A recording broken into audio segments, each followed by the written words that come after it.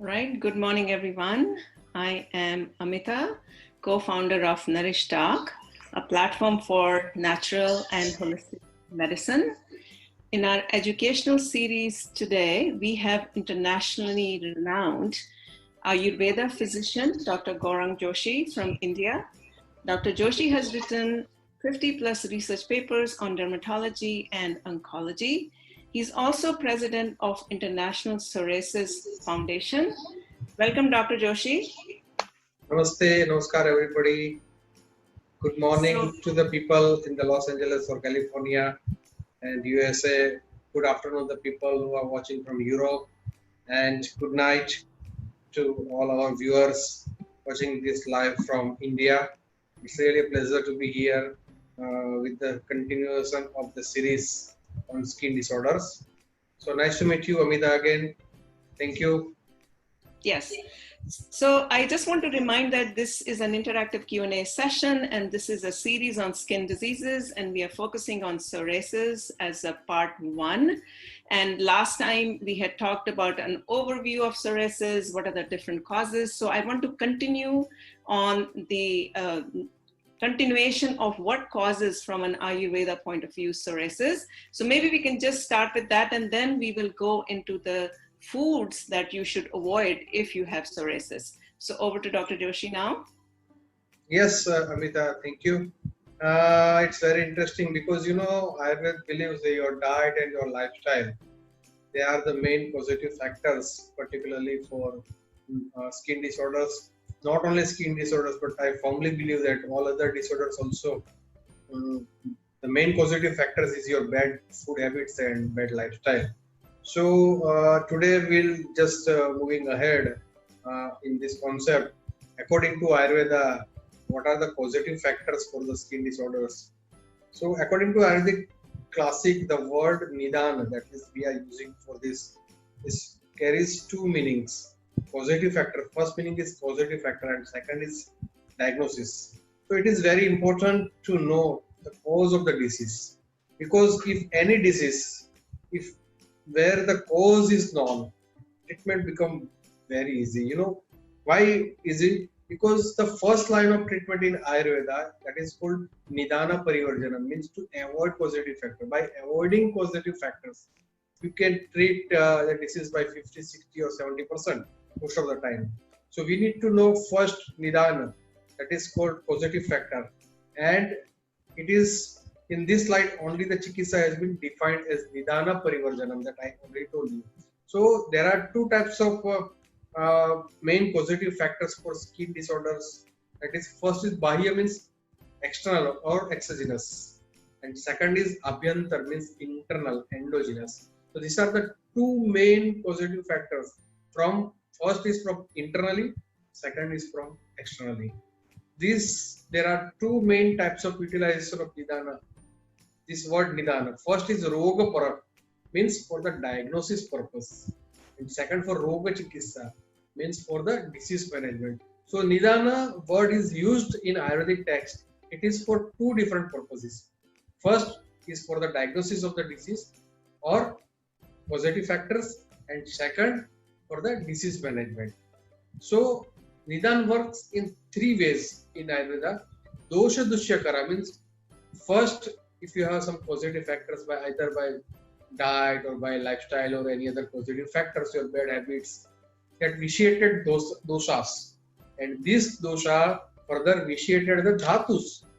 Now dhatu, that what then the next stage is, it caused dhatu shaithilya, means sluggish dhatus, and where this sluggish dosha and dhatus, they will found a space for accumulation, or vitiated dosha and dhatu, they can get place, that is called khavegunyakara. So that is a specific terminology has been used in Ayurvedic pathophysiology. So these are the three ways Nidana works, means avoid causative factors working in these three ways.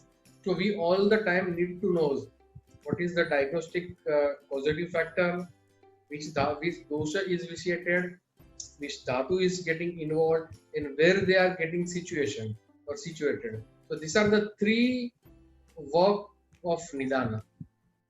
That's very informational. Could you just for our viewers just explain what dhatu is, because I think all the terminology people understand what dosha is, Yes, yes, yeah. but I I think that want to simply, yeah, I want to simply explain you about the basic fundamentals of Ayurveda. You know, there are three main bioenergies in the body. That is called a dosha in our Ayurvedic terminology. That is Vata, Pitta, and Kapha, right? And seven micro channels in the body. That is Mhm. called Rasa, Rakta, Asti, Majja, Shukra, Dhatu. This Dhatu is a system in our body. This is a micro channels. I can say just like respiratory system or digestive system. The same thing. That's Dhatu. These micro channels that they are nourishing each and every systems. And there are seven Dhatus in our body. So it depends which dhatu is getting involved or getting vitiated with the vitiated dosha. So it is very important, particularly in skin. I already mentioned if there are four dhatus getting involved, right? Yes. Yes. Okay, so let's move on and then talk about other internal factors that you mentioned earlier. Hmm. Yes, and very important thing is that the Abhyantar Karan.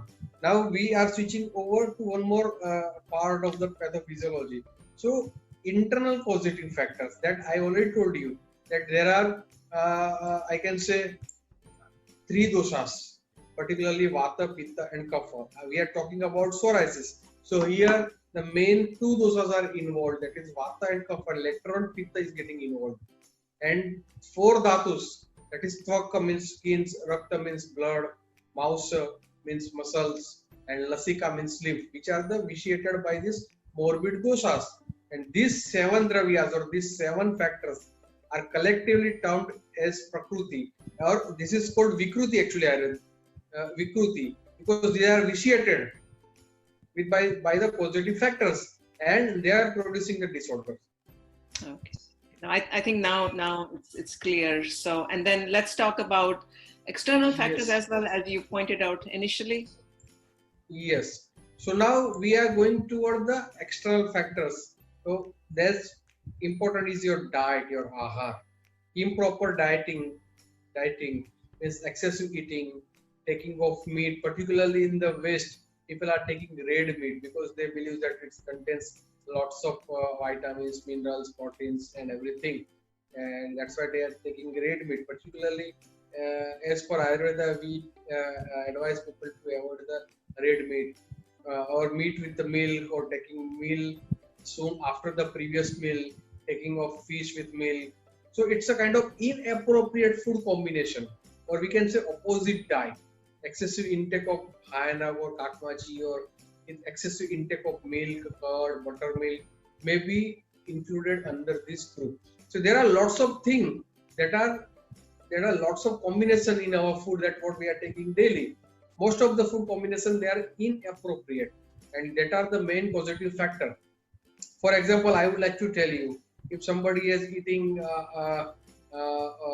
milk and with that they are taking onion or garlic, and that causes inappropriate food combination. Second thing, if somebody is eating something sweet and at the same time he is taking something sour food, right? So these are the combination, they are inappropriate combination, and that produces toxins in your body, and that toxins are the responsible for the disease formation.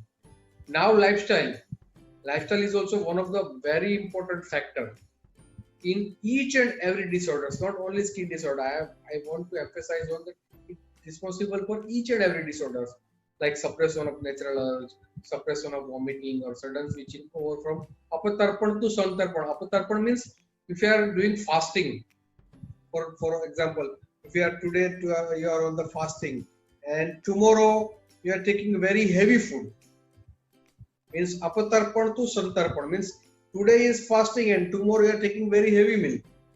That is also a very bad thing. Same thing, today you are taking very heavy meal and tomorrow you are going for the fasting. So that is also uh, santarpan to apatarpan. So that is also inappropriate way, misconduct, killing of virtuous persons, physical exercise, excessive sexual indulgence, or maybe included under this under this heading. So this is everything mentioned in our Acharya's Charak Samhita, right? And more important, Papa Karma, that is your karma, what you have done in the past or present birth, is also to be a positive factor for particularly this Kushta Roga. Sankraman, contact, particularly in skin disorders, not for psoriasis, because psoriasis is not a contagious disorder, but for other skin disorders, most of the skin disorders, they are contagious. So here contact between individual converses with an affected person, touches him, inhales his expired air or vapors, or sleep with him on the same bed, use his clothes or the garlands, word by the affected person may get affected by the skin disease as well as by other contact disease. So some contact dermatitis or atopic dermatitis or some types of eczema, they are contagious, means person to person, if we are contacting each other, there is a possibility that it can spread to other person. Same thing, hereditary, that is also very important, particularly in skin disorders. We found that most of the skin disorder, if you go to inside with the patient's history, you will definitely found something family history. So Kushta, particularly we are using the word Kushta for skin disorders, may be produced in the children by the vitiated humors of the patient's Shukra and Sron. It means father's sperm and ovum of the mother. And if they fertile with this defected genes, and that is also one of the positive factor. So these are the external factors for skin disorders. Okay. So let's talk about the concept. You mentioned a lot of times the contradictory food, right? So Yes. maybe explain to our viewers what, on a very high level, contradictory food, which you keep up. Yes. Particularly, Amita, what I would like to tell you that Ayurveda is the only science that emphasizes on food. Other science, they don't emphasize on the food or lifestyle. Ayurveda is a vast and ancient medical science. Unlike other medical science, Ayurveda focuses more on healthy living. For healthy living, Ayurveda focus on consuming right kind of diet. So here diet is again very important. Food that have opposite effects when used at the same time and may create toxin in the body, which may end up in diseases. So any diet which aggravate the doshas but does not eliminate them from the body is called as contradictory food. And if the contradictory food is consumed repeatedly, it puts load on your digestive fire, producing ama. Ama, that's a kind of toxin or undigested food material. Or in the Western science, they are using the word free radicals. They are the positive factors. So these free radicals, that is already mentioned, this 5,000-year-old science in terms of ama. And this naturally can lead to any disease in the body. So ama clogs physically and energetic channels, and that may produce lots of disorders. So contradictory food is a big thing. Still, we will continue discussing on it. Yes. So let's discuss more in terms of Ayurveda, the contradictory food. Yes. So with the modern technology and biochemistry aspects, we can easily elaborate effects of Viruddha Ahar. Viruddha Ahar has opposite properties, opposite activities on the tissues, can create undesirable effects if consumed at the wrong time. Ayurveda literature has described various types of food, various types of Viruddha Ahar, which can be summarized as follows. First is Desha Viruddha. Suppose you are staying in United States. If you born in India and then you go to United States and then you start eating the food, whatever the people of USA, they born there and they brought up there, the food quality is quite different. The food habits is quite different. And you are Indian born, if you stayed in India for few years and then you go, it's difficult to get settled with these food habits. So then what your body is habitual with the Indian food, and if you start to eat that Western food that is not correct or that is not good for your body, and that is called Desha Viruddha. Means where you born and brought up, the food was different. Now you go to other part of the world and then you are eating that particular food that is not good for your body. That is called Desha Viruddha. Kala Viruddha means time, intake of cold and dry substances in winter, and pungents and hot substances in summer. So these are the things that is Kala time. Winter is going on, and if you are taking cold food or dry substances, that is opposite thing. Agni, digestive fire, intake of heavy food when your power digestive fire is low, intake of light food when your digestive fire is sharp, and intake of food at variance with the irregular and normal power of digestion. So that is digestive, is Agni Viruddha. Digestive fire is it's called Agni in Ayurveda. Matra, quantity Viruddha. Intake of honey and ghee in equal quantity. That is called because you need to have a certain quantity of the food. If you are taking less quantity or more quantity, big quantity, that is called Matra Viruddha. Satma means wholesome Viruddha, like intake of sweet and cold substance by person accustomed to pungent and hot substances. So this is just move ahead again. Now, dosha viruddha means utilization of the drug, diets and regime having similar qualities with the dosha, but at the variance with habit of individual. That is called dosha viruddha. Sanskar, mode of preparation, that is very important. That is drug and diet which, when prepared in a particular way, produce poisonous effects, like meat of peacock roasted on a caster spit. Virya Viruddha means potency Viruddha, substances having cold potency in combination with those of hot potency. So that is called potency against your potency.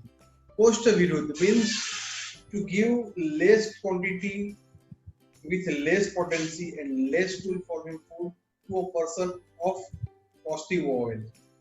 Administration of more quantity, heavy and more tool forming food to a person having laxate vowel. So that is called Koshta Viruddha. Avastha means state of health Viruddha. Intake of Vata aggravating food by a person after exertion or sexual act, physical exertion, or intake of Kapha aggravating food by a person after sleep or drowsiness. So there is a big list. Next. It's a big list, actually. Yes, it's difficult to. But still, we remember. continue. I want to explain all the things. That is krama sequence viruddha. If a person takes food before his bowel and urination, or when he doesn't have appetite. Second, parihar viruddha means intake of hot things after taking pork. Upachar treatment viruddha means cold things after taking ghee. Paka cooking viruddha means preparation of food with bad or rotten fuel, or undercooking, overcooking, or burning during the process of preparation. Combination viruddha means intake of sour substances with milk. Hriday viruddha means intake of unpleasant food. If you dislike some food and still you are taking it. Richness of quality, that is intake of substances that are not mature, over matured, or putrefied. Vidhi means the rules of eating viruddha, means taking meals in public place. So these are the long list of contradictory foods. And you know, Ayurveda is the only science that emphasizes on these types of contradictory food. Next. Yeah, so we want to talk about foods to avoid specifically for psoriasis. Yes, this is very important food to avoid for psoriasis, but not for psoriasis. I want to emphasize this is very common incompatible food combination for each and every skin disorders, right? So milk is incompatible with banana, fish, meat, curd, and sour food. Starches are incompatible with eggs, milk, banana, and dates. Nightshades means potato, tomato, eggplants are incompatible with yogurt, milk, melons, and cucumber. Yogurt is again incompatible with fruits or drinks, fish, meat, mangoes, and cheese. Lemon is incompatible with yogurt, milk, cucumber, and tomatoes. So, most of the time, according to Ayurveda, these are the very common incompatible food combination, and they are the main causative factor for all skin disorders. So we need to emphasize on this point, particularly those who are having a skin disorder. They need to be selective in their food. Very important. So So, to summarize, if you could say for our viewers. mhm. So now we have discussed about the causative factors, internal causative factors, external causative factors, and particularly we talk about the diet, incompatible diet. Because when there is causative factors, then and then a disease will take place in your body. So we need to focus on the causative factors. So